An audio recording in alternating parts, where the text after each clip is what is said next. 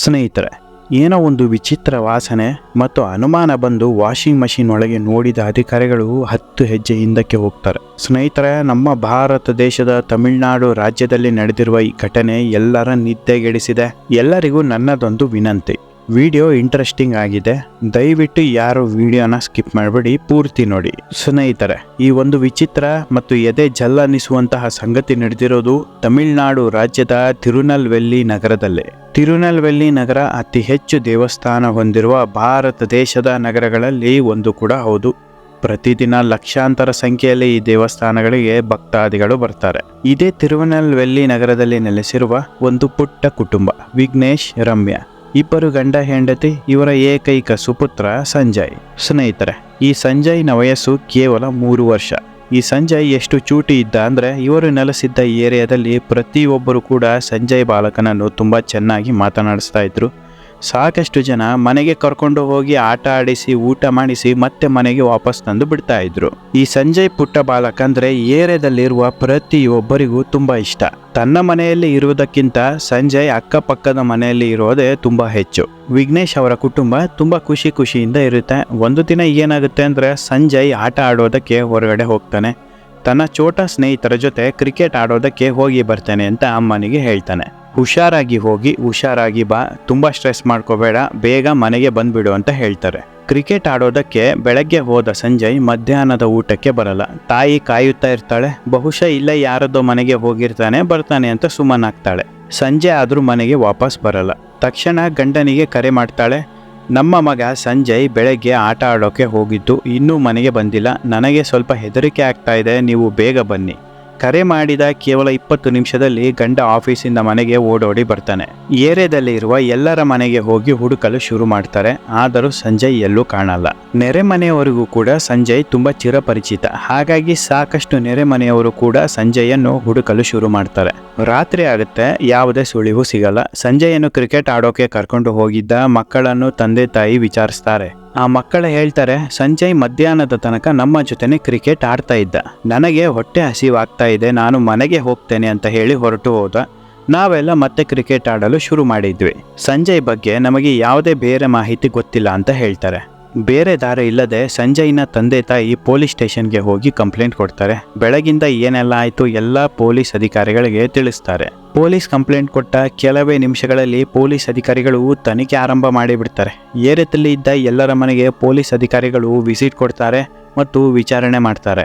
3 ವರ್ಷದ ಸಂಜಯ್ ಪುಟ್ಟ ಬಾಲಕ ಮಕ್ಕಳ ಜೊತೆ ಕ್ರಿಕೆಟ್ ಆಡೋದಕ್ಕೆ ಹೋಗೋದನ್ನ ನಾವು ನೋಡಿದ್ದೇವೆ, ಆದರೆ ವಾಪಸ್ ಬರೋದು ನಮಗೆ ಕಣ್ಣಿಗೆ ಬಿದ್ದಿಲ್ಲ. ಯಾರು ಕೂಡ ನಾವು ವಾಪಸ್ ಬರೋದು ನಾವು ನೋಡೇ ಇಲ್ಲ ಅಂತ ಏರಿಯಾದ ಜನಗಳು ಹೇಳ್ತಾರೆ. ಸಂಜಯ್ ಜೊತೆ ಯಾರು ಆಟ ಆಡೋಕೆ ಹೋಗಿದ್ರು ಅಂದ್ರೆ ಎಲ್ಲರೂ ಚಿಕ್ಕ ಮಕ್ಕಳೇ. 3 ವರ್ಷ, 4 ವರ್ಷ, 5 ವರ್ಷದ ಮಕ್ಕಳು. ಇವರ ಮೇಲೆ ಅನುಮಾನ ಪಡೋಕೆ ಆಗೋದು ಇಲ್ಲ. ಎಲ್ಲ ಮಕ್ಕಳು ಒಂದೇ ವಿಚಾರವನ್ನು ಹೇಳ್ತಾರೆ. ಮಧ್ಯಾಹ್ನ 2 ಗಂಟೆ ಸಮಯದ ಹೊತ್ತಿಗೆ ಸಂಜಯ್ ನನಗೆ ಹೊಟ್ಟೆ ಹಸಿವಾಗ್ತಾ ಇದೆ, ನಾನು ಮನೆಗೆ ಹೋಗ್ತೇನೆ ಅಂತ ಹೇಳಿ ಹೊರಟು ಹೋದ ಸರ್.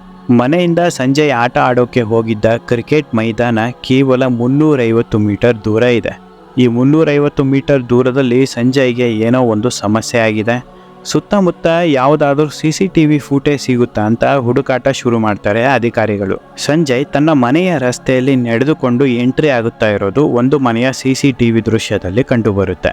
ನಂತರ ಈ ಸಂಜಯ್ ರೋಡಿಂದ ಪಾಸ್ ಆದ ಮೇಲೆ ಯಾವುದೇ CCTV ದೃಶ್ಯದಲ್ಲೂ ಈತ ಕಂಡು ಬರಲ್ಲ.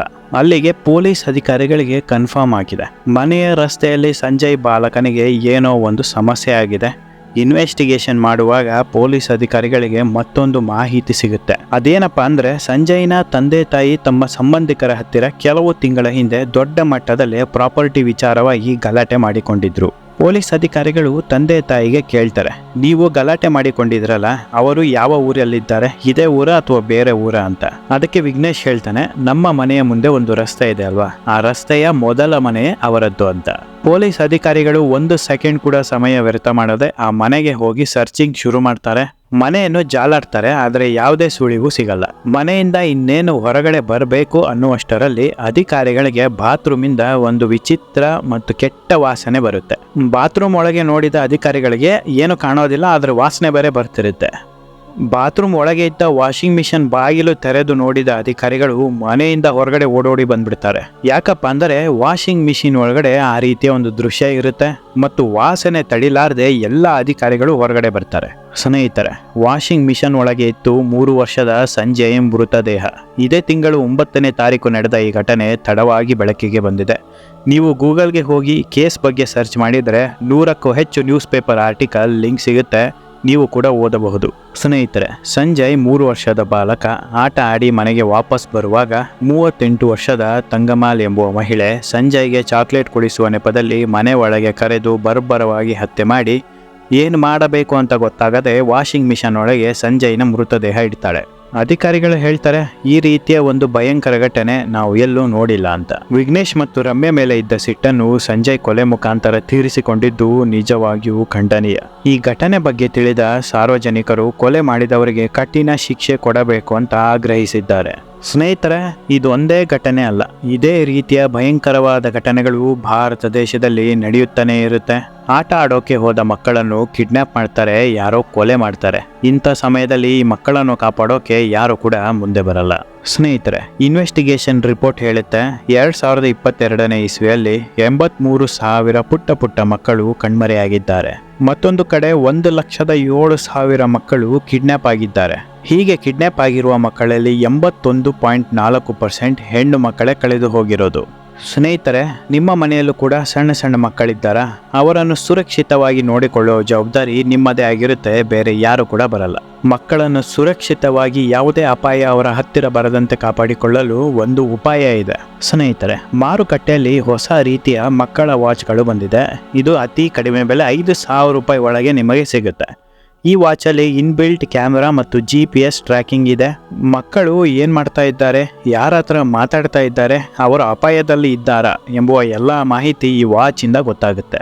ಈ ವಾಚಲ್ಲಿ ಕ್ಯಾಮ್ರಾ ಇರುವ ಕಾರಣ ಲೈವ್ ಆಗಿ ನೀವು ಮಕ್ಕಳು ಎಲ್ಲಿ ಹೋಗ್ತಾ ಇದ್ದಾರೆ ಅಂತ ನೋಡಬಹುದು ಮತ್ತು ಇನ್ಬಿಲ್ಟ್ ಸ್ಪೀಕರ್ ಕೂಡ ಇದೆ, ಲೈವ್ ಅಲ್ಲೇ ನೀವು ಮಾತನಾಡಬಹುದು. ಇನ್ಬಿಲ್ಟ್ GPS ಟ್ರ್ಯಾಕಿಂಗ್ ಇರುವ ಕಾರಣ ಮಕ್ಕಳು ಎಲ್ಲಿದ್ದಾರೆ ಅಂತ ಮ್ಯಾಪಲ್ಲಿ ತೋರಿಸುತ್ತೆ. ಸಣ್ಣ ಮಕ್ಕಳ ಕೈಯಲ್ಲಿ ಮೊಬೈಲ್ ಇರೋದಕ್ಕಿಂತ ಈ ವಾಚ್ ಇದ್ರೇನೆ ಅದ್ಭುತ. ಯಾಕಪ್ಪ ಅಂದರೆ ಈ ರೀತಿಯ ಸ್ಮಾರ್ಟ್ ವಾಚ್ ಕಂಟ್ರೋಲ್ ನಿಮ್ಮ ಕೈಯಲ್ಲೇ ಇರುತ್ತೆ, ಆದರೆ ಮೊಬೈಲು ನಿಮ್ಮ ಕೈಯಲ್ಲಿ ಕಂಟ್ರೋಲ್ ಮಾಡೋಕೆ ಆಗಲ್ಲ. ಸ್ನೇಹಿತರೆ, ಈ ರೀತಿಯ ವಾಚ್ಗಳಿಂದ ಸಾಕಷ್ಟು ಪುಟ್ಟ ಮಕ್ಕಳು ಬಚಾವಾಗಿರುವ ಉದಾಹರಣೆ ಸಾವಿರಾರು ಇದೆ. ಈ ವಾಚ್ಗಳು ಅಮೆಜಾನಲ್ಲಿ ಸಿಗುತ್ತೆ. ನಿಮಗೆ ಬೇಕಂದ್ರೆ ಡಿಸ್ಕ್ರಿಪ್ಷನ್ ಬಾಕ್ಸಲ್ಲಿ ಲಿಂಕ್ ಹಾಕಿರ್ತೇನೆ, ಒಂದು ಸಲ ಚೆಕ್ ಮಾಡಿ, ಬೇಕಿದ್ರೆ ಪರ್ಚೇಸ್ ಮಾಡಿ. ಸ್ನೇಹಿತರೆ, ಈ ವಿಡಿಯೋಗೆ ಒಂದು ಲೈಕ್ ಕೊಡಿ, ಶೇರ್ ಮಾಡಿ, ಸಬ್ಸ್ಕ್ರೈಬ್ ಮಾಡಿ. ನಿಮ್ಮ ಅಭಿಪ್ರಾಯ ಅನಿಸಿಕೆಗಳನ್ನು ಕಮೆಂಟ್ ಮೂಲಕ ತಿಳಿಸಿ. ಇದೇ ರೀತಿ ಇಂಟ್ರೆಸ್ಟಿಂಗ್ ವಿಚಾರದೊಂದಿಗೆ ಖಂಡಿತ ಮತ್ತೆ ಮುಂದಿನ ವಿಡಿಯೋದಲ್ಲಿ ಸಿಗ್ತೇನೆ. ಅಲ್ಲಿವರೆಗೂ ಎಲ್ಲರಿಗೂ ಶುಭ ದಿನ.